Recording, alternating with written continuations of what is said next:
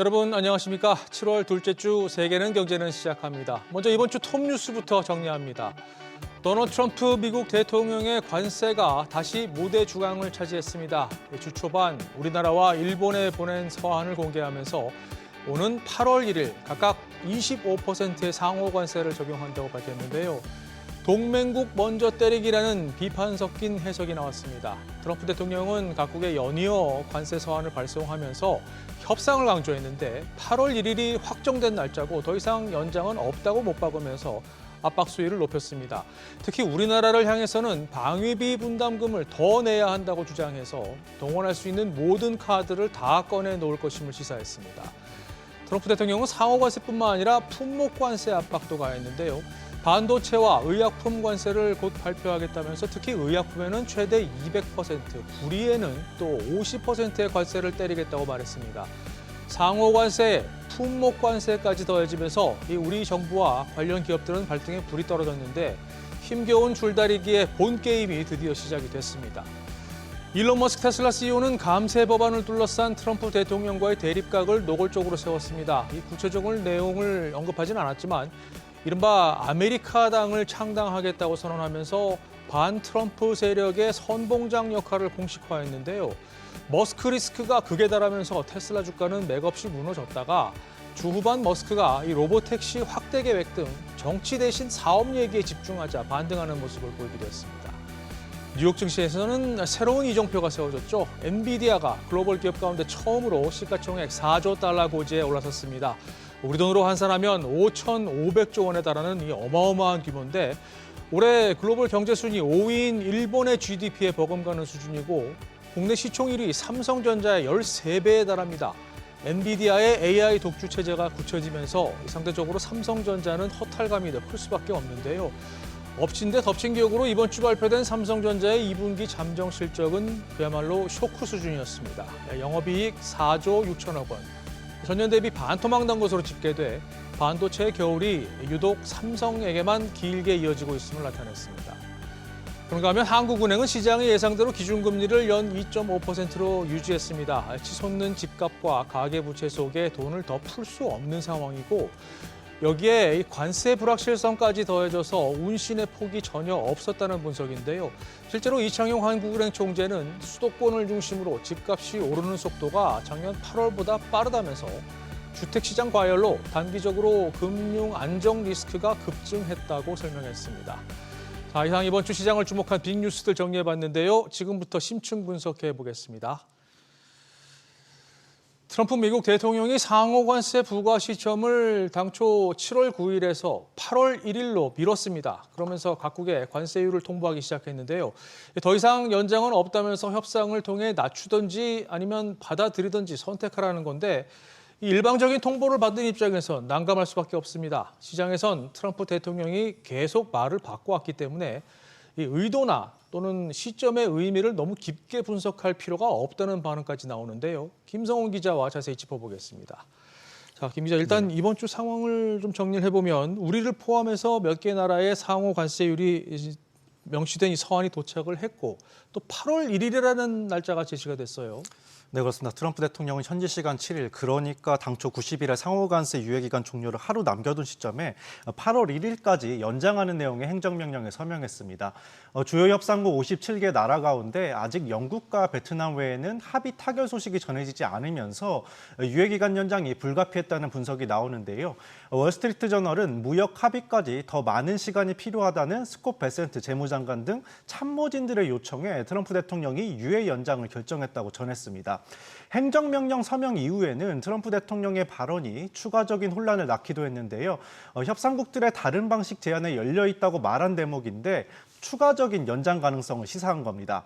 하지만 곧바로 다음 날 더 이상의 연장은 없다며 본인의 한 말을 직접 뒤집기도 했습니다. 네, 이 서한을 보낸 과정을 좀 보면 동맹이란 말이 무색할 정도로 우리나라와 일본에만 유독해서 압박 수위를 높였는데 이건 어떻게 분석되나요? 네, 트럼프 대통령은 유예기간 연장과는 별개로 주요국들의 관세율이 적힌 서한을 보냈는데요. 일방적인 통보식의 서한에서 국가별 관세율을 앞서 4월 발표와 다르게 제시했습니다. 관세율 변화를 통해서 협상 진행 상황에 대한 불만을 표출한 것으로 보입니다.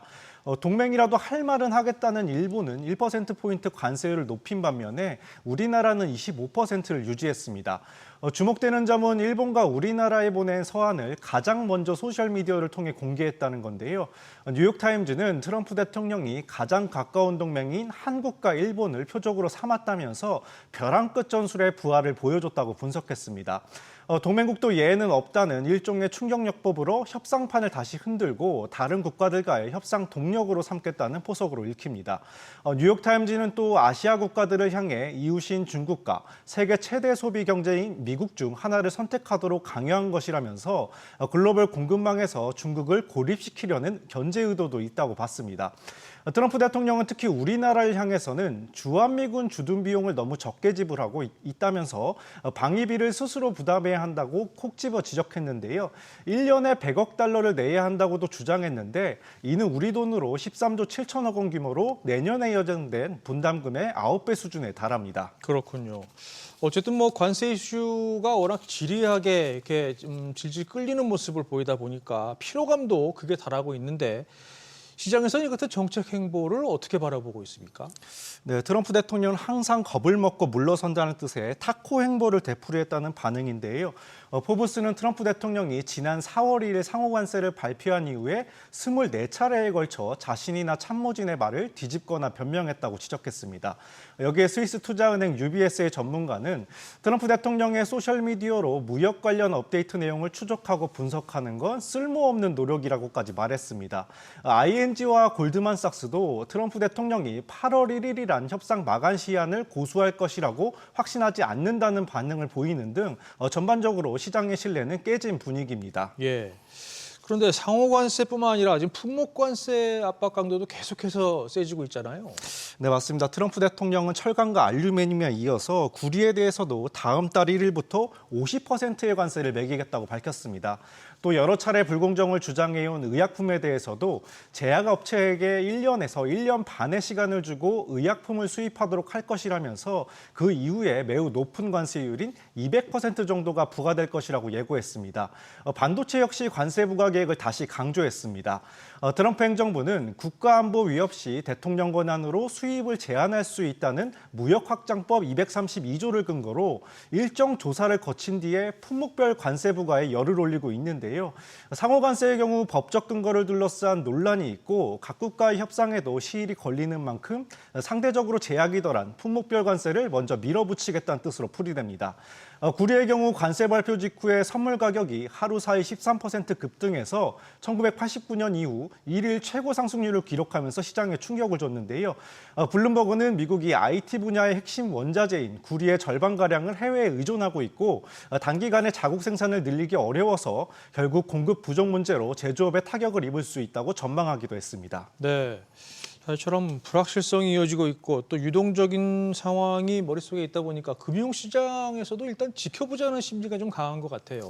네, 그렇습니다. 당장 유예 연장 소식에도 이번 주 뉴욕 증시의 변동폭은 상당히 제한적이었습니다. 어느 정도 예상을 했다는 분위기가 작용한 것으로 보이는데요. 불확실성을 계속 안고 있기는 하지만 파장이 예상보다 크지 않을 것이란 관측 속에 글로벌 금융사들은 증시 전망을 상향 조정하고 있습니다. 골드만삭스는 S&P 500의 연말 목표치를 6,100에서 6,500으로 높였고요. 뱅크 오브 아메리카도 5,600에서 6,300으로 높여 잡았습니다. 오락가락한 관세 정책에 대한 피로감 속에 미 연준의 기준금리 인하 기대감에 시장은 또 주목하는 분위기입니다. 다만 JP모건의 경우에는 관세 상황은 연초 예상보다 훨씬 심각하고 미국은 곧 관세로 인해 경제 성장이 제한되고 물가는 동시에 상승하는 상황에 직면할 수 있다며 경계심을 유지했는데요. 다시 말해서 관세 충격에 따른 스태그플레이션 우려가 증시 상승을 제약할 수 있다는 전망을 이어갔습니다. 네, 일단 8월 1일이라는 날짜가 나왔으니까 그때까지 뭘 주목해야 되겠습니까? 네, 트럼프 대통령이 캐나다에도 35% 관세를 예고한 가운데 주요국인 유럽연합과 인도 등과의 협상 결과와 그 대응 움직임을 주목해봐야 합니다. 교역 규모가 큰 데다가 협상 결렬에 따라 보복전이 현실화되면 글로벌 무역전쟁 양상으로 다시 비화될 수 있기 때문입니다. 이미 보복전을 벌였던 중국의 반응도 중요한데요. 상호 간세 유예 연장과 별개로 두 나라는 다음 달 12일까지 일종의 관세 유전을 맺은 상황입니다. 트럼프 대통령이 최근 중국과 좋은 관계를 유지해왔다고 밝힌 미국은 다음 달 초 중국과 더 큰 규모의 무역 협상에 나선다는 계획인데요.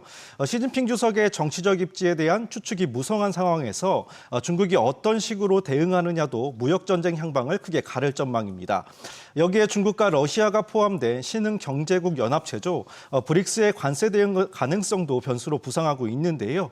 반미 정책에 동조하는 나라는 누구라도 추가 관세를 물리겠다고 경고한 트럼프 대통령은 브라질을 향해서는 정치적 문제 등을 들어서 상호 관세를 10%에서 50%로 대폭 높이면서 긴장감을 끌어올렸습니다. 여기에 다음 주 스콧 베센트 미 재무장관의 일본 방문도 관심입니다. 미국과 일본의 무역 협상 진전 여부도 관심이지만 이후에 우리나라의 방문 가능성도 제기되고 있는데요. 한미 정부가 통상과 투자, 안보 문제 등 현안들에 대해 패키지로 상호 호혜적인 합의를 도출하자는 데 의견을 모은 가운데 원샷 뛸 가능성을 키우고 있는 정상회담의 성사 여부가 주목되고 있습니다. 네, 다음 주도 중요하군요. 알겠습니다. 김성훈 기자 잘 들었습니다. 자, 다음 이슈입니다. 글로벌 메모리 반도체 경쟁 구도가 흔들리고 있습니다. 삼성전자와 SK하이닉스가 현재 선두를 달리고는 있지만 이 만년 3위인 미국의 마이크론과 또 한참 뒤처져 있던 중국 기업들이 빠르게 따라붙고 있는데요. K반도체의 냉철한 판단과 전략 재점검이 시급하다는 분석이 나옵니다. 현재 상황 임선우 캐스터가 짚어보겠습니다. 자, 먼저 삼성전자 실적으로 좀 시작을 해보죠. 2분기 영업이익이 1년 전과 비교해서 반토막이 났는데 특히 AI 반도체, 그러니까 HBM과 파운드리 사업에 대한 우려가 커지고 있죠. 네, 같은 기간 SK하이닉스와 마이크론이 부진한 메모리 반도체 수요에도 HBM 그리고 고성능 D램을 필두로 좋은 실적을 거두고 있는 반면 삼성은 홀로 부진의 늪에 허덕이고 있는데요. 특히 4세대 HBM 이후 모든 세대 HBM 제품군에서 경쟁사들의 시장 주도권을 내준 채 이렇다 할 실적을 내지 못하고 있습니다. 업계의 큰 손인 엔비디아 공급 문턱을 넘지 못하면서 매출 감소와 재고 비용 상승이 악재로 작용하고 있는데 업계에선 재고 평가 충당금을 1조 원 안팎으로 추산하고 있습니다. 하반기 HBM 전망도 불투명하기는 마찬가지입니다. 삼성이 HBM3 12단을 인증하는 시점에 경쟁사인 SK하이닉스와 마이크론은 차세대 제품인 HBM4 12단 인증을 목표로 하고 있는 터라 사실상 1년 넘게 답보 상태에 있었던 삼성이 당장 이들을 추격하기는 어려울 것으로 보입니다. 그렇군요.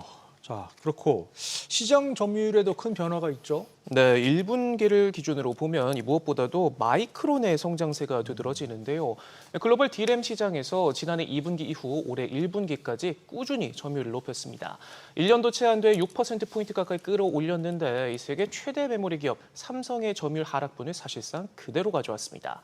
삼성의 점유율은 2023년 4분기 45%로 정점을 찍고 1년 넘게 하락세를 보이고 있는데 올 1분기에는 SK하이닉스의 1위 자리를 내주기도 했고요. 2분기로 시점을 옮겨봐도 박빙의 접전이 펼쳐지고 있습니다. D램과 낸드 플래시 등 메모리 시장 전체를 놓고 보면 삼성과 SK하이닉스는 각각 155억 달러 매출을 올리며 동률을 기록했습니다. 이런 가운데 마이크론의 약진도 눈에 띄는데 같은 기간 19% 늘어난 102억 달러 매출을 올리면서 바짝 추격하고 있습니다. 네.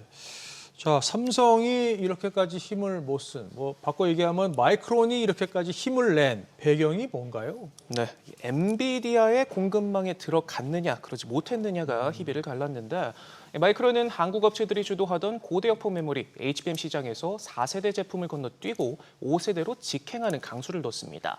이 업계에선 언제 무너질지 모르는 사상누각으로 폄하하기도 했지만 이 같은 우려에도 마이크론은 엔비디아 HBM 공급망에 삼성보다 먼저 진입하면서 2차 공급사 지위를 확보했고요. 특히 HBM 원재료인 D램 칩이 효율 면에서 가장 앞섰다고 공식화한 데다 최근 엔비디아로 추정되는 주요 고객사 6세대 샘플을 공급하기도 했고 차세대 메모리 모듈인 소캠 역시 가장 먼저 엔비디아의 승인을 받았습니다. D램에 이어서 낸드, 이제 차세대 메모리까지 섭렵하면서 일각에선 7세대 제품부터는 마이크론이 국내 업체들과 비슷한 기술 수준으로 올라설 수 있다는 관측까지도 나오는데 그간 초미세 공정에서 가장 뒤처졌다는 소리를 들었지만 이렇게 최근 업계 평가를 180도 바꿔놓고 있습니다. 네. 말씀 듣고 보니까 역시 인공지능 부문에서는 기승전 엔비디아군요. 네, 이번 주 전 세계 최초로 시총 4조 달러라는 전례 없는 이종표를 찍으면서 명실상부 AI 중심에 있음을 확인시켜줬죠. 눈길이 가는 부분은 이렇게나 몸집을 키운 엔비디아도 함부로 하지 못하는 곳이 있습니다. 바로 중국 시장인데요. 미국의 연이은 규제 허들에도 굴하지 않고 또다시 맞춤형 칩을 만들겠다 나서기까지 했는데 기술 굴기를 앞세워 인공지능 개발에 사활을 걸고 있는 중국에서 메모리 업계 3강 체제의 균열을 낼 조커 카드로 창신 메모리가 떠오르고 있습니다. 최근 기업 공개 절차에도 돌입했는데 설립된 지 10년도 채 안 됐지만 양쯔 메모리와 SMIC 등과 함께 중국 반도체 굴기를 대표하는 기업 반열에 올라설 만큼 빠르게 몸집을 키웠습니다. 자본금만 해도 우리 돈 11조 원이 넘고 기업 가치도 벌써 27조 원으로 평가받고 있는데 당장 톱3 기업들과의 점유율 격차는 크지만 빈틈없는 정부 지원과 내수 시장을 통해 쌓아올린 기초 체력을 바탕으로 이제 구형 시장을 넘어 SK하이닉스와 삼성이 텃밭인 고대역폭 메모리, HBM 같은 첨단 시장까지 겨냥하고 있어 결코 얕볼 수 없습니다. 네, 이 창신 메모리 얘기 좀 더 해보죠. 업계에서는 어떻게 보고 있습니까? 네, 먼저 이 D램 시장부터 짚어보면요. 이 카운터포인트 리서치는 올해 말이면 창신 메모리의 글로벌 D램 점유율이 8%로 높아지는 등 이 세계에서 가장 빠르게 성장하는 업체가 될 것으로 내다봤습니다. 기존 3사가 공급하는 가격의 절반 수준의 제품을 시장에 풀면서 빠르게 점유율을 늘렸는데 최근 경쟁사들의 행보에 맞춰 과감하게 DDR4 생산을 종료하겠다 선언한 점도 파장이 큽니다. 중국의 물량 공세 여파에 삼성과 SK하이닉스, 마이크론은 연내 DDR4를 종산하고 DDR5와 HBM 등 고성능 제품에 주력하기로 했는데 사실상 시장 독점 기회를 맞은 창신 메모리가 너무나 빠르게 시장에서 손을 떼고 다음 스텝을 밟겠다고 나서자 첨단 시장 진출까지 성공할 경우 그 파괴력은 상상하기 어렵다는 평가입니다.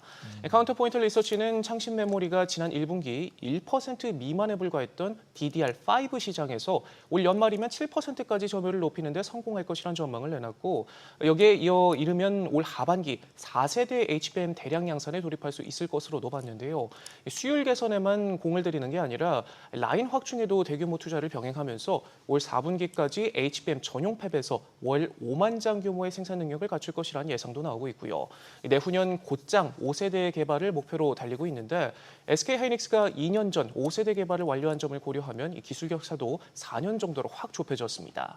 아직은 선두 업체들과 기술 격차가 2세대 이상 차이가 나지만 중국 정부의 AI 시장에 대한 야욕이 창신 메모리의 HBM 기술력을 높이기 위한 집중 투자로 이어진다면 반도체 산업에서도 제2의 딥시크 쇼크, 지각 변동도 시간 문제라는 의견에 힘이 실립니다. 네.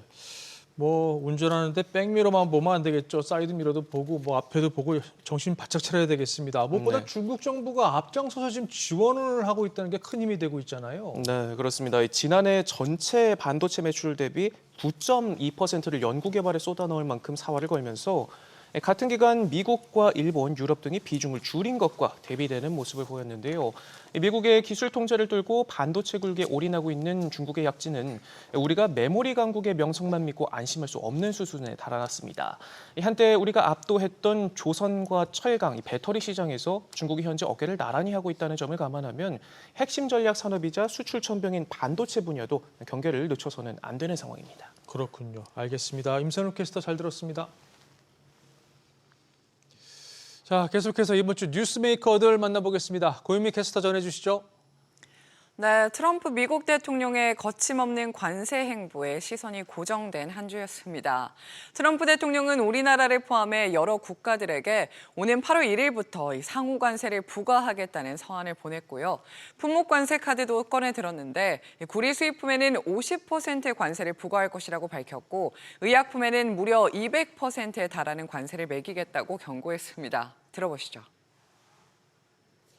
I believe the tariff on copper, we're going to make it 50%. And we'll be announcing something very soon on pharmaceuticals.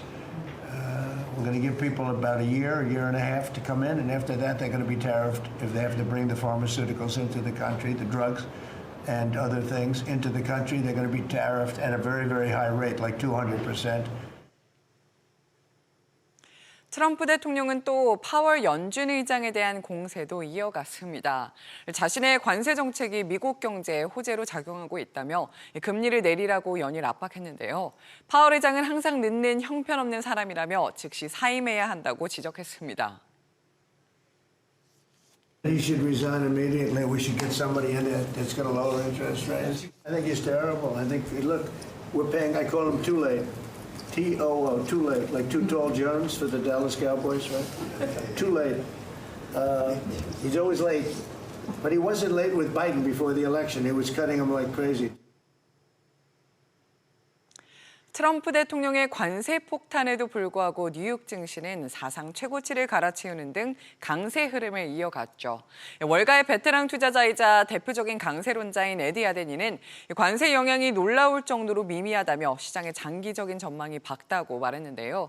특히 AI를 중심으로 한 기술혁명이 미국 경제와 시장에 긍정적인 영향을 미칠 것으로 기대했습니다.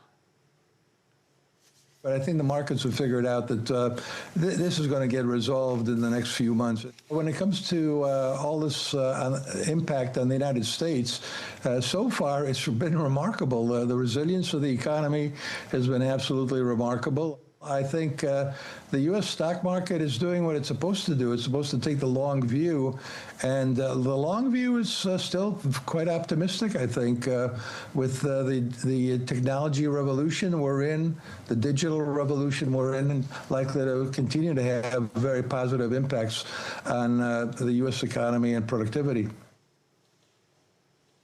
엔비디아가 시총 4조 달러를 돌파하며 활짝 웃은 반면 트럼프 대통령과 대립각을 세우고 있는 테슬라의 주가는 크게 흔들렸죠. 머스크 CEO가 신당 창당을 선언하면서 트럼프 대통령에게 반기를 드는 모습이 투자자들을 불안하게 만들었는데요.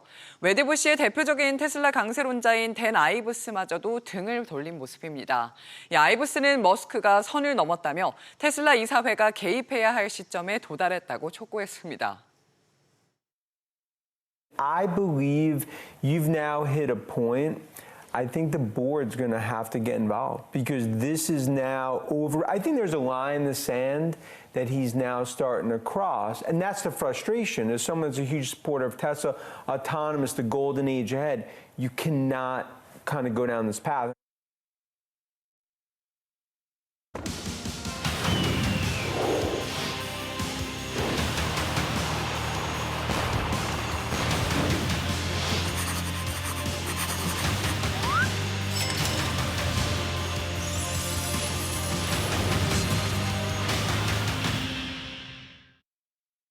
자, 계속해서 다음 주 주요 경제 일정도 확인하시죠. 먼저 월요일입니다. 일정이 많지는 않은데요. 중국의 지난달 무역 수지, 특히 수출에 관심이 쏠려 있습니다. 이번에도 관전 포인트는 역시 미국발 관세 영향입니다. 앞서 5월 수출은 관세 전쟁 휴전 속에서도 예상치를 밑돈 4.8% 증가에 그쳤죠. 지켜보시죠. 바로 화요일로 넘어갑니다. 화요일은 또 일정이 많습니다. 관세가 미국 경제에는 과연 어떤 영향을 미쳤을까요? 지난달 소비자 물가가 가장 큰 관심인데 지난달까지는 영향이 제한적이었습니다. 따라서 다음 주에 나올 수치가 앞으로 미 연준 통화 정책을 비롯해서 금융시장의 흐름을 결정지을 중대 변수가 될 것으로 보입니다. 중국의 2분기 성장률도 중요한데요. 1분기엔 깜짝 놀랐죠. 시장은 전분기 대비 5.1% 증가를 예상했는데 부양책에 힘입어서 5.4%가 나왔습니다. 이번엔 어떨지 보시죠. 이 외에도 중국의 지난달 산업 생산과 소매 판매, 또 고정자산 투자, 실업률 등 데이터들이 줄줄이 발표됩니다. 석유 수출국 기구 오펙의 월간 보고서도 나옵니다. 글로벌 원유 수요를 봐야 하는데요. 오펙 플러스가 이미 다음 달 하루 생산량을 54만 8천 배럴 증산하기로 합의했죠. 이후 9월 증산 규모를 소폭 늘렸다가 10월부터는 더 이상 늘리지 않을 것이라는 보도가 나왔기 때문에 수요 전망을 체크해야 합니다. 그런가 하면 다음 주부터는 또 미국 기업들의 어닝 시즌이 본격적으로 시작됩니다. 화요일 뉴욕 증시 개장 전 JP모건과 웰스파고, 시티그룹 등 대형 은행들과 세계 최대 자산운용사 블랙록이 지난 분기 성적을 내놓습니다. 계속해서 수요일 일정 보실까요? 미국 연방준비제도가 FOMC 회의를 2주 앞두고 최신 경기 동향 보고서 베이지북을 내놓습니다. 그리고 전날 소비자 물가에 이어서 생산자 물가도 나오는데요. 미국 인플레이션에 관심이 집중되는 한 주가 될 전망입니다. 국내에서는 통계청이 지난달 고용 동향을 발표합니다. 건설업과 제조업 고용이 부진한 상황 속에서도 앞서 5월 취업자 수 증가폭이 13개월 만에 처음으로 20만 명을 넘어선 바 있는데 이 추세가 이어졌을지 확인하시고요. 기업 실적은 뱅크 오브 아메리카와 모건 스탠리, 골드만삭스 등 미국 대형 금융기관들과 또 세계 1위 반도체 장비 기업인 네덜란드의 ASML이 대기 중입니다. 목요일 일정 보실까요? 굵직한 미국 경제 지표가 또 나옵니다. 지난달 소매 판매인데요. 관세 불확실성이 이어지면서 최근 흐름이 좋지 못합니다. 이 5월 수치를 보면 전달 대비 0.9% 올해 최대폭으로 감소하면서 2달 연속 마이너스를 기록했습니다. 자동차와 또 부품 판매가 3.5%나 급감한 것이 컸는데 이번엔 어떨지 보시죠. 자, 수출입 물가도 보시고요. 유로존에서는 지난달 소비자 물가 확정치가 나옵니다. 앞서 나온 예비치는 전년 대비 2% 상승이었습니다.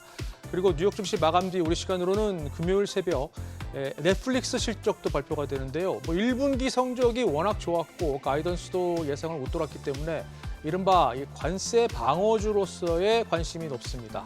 마지막 금요일 일정입니다. 미국 소비자들의 체감 경기를 나타내는 이번 달 소비자 심리지수와 1년 기대 인플레이션 예비치가 주목됩니다. 앞서 6월 확정치는 미중 무역 긴장감이 다소 완화됐다는 분위기가 확산되면서 소비 심리는 6개월 만에 상승세로 돌아섰고 1년 기대 인플레이션은 전달 6.6%에서 5%로 크게 낮아졌는데요. 이번 달엔 관세 불확실성이 다시 커졌기 때문에 어떨지 봐야 되겠습니다. 자, 이상 다음 주 주요 경제 일정 짚어봤습니다.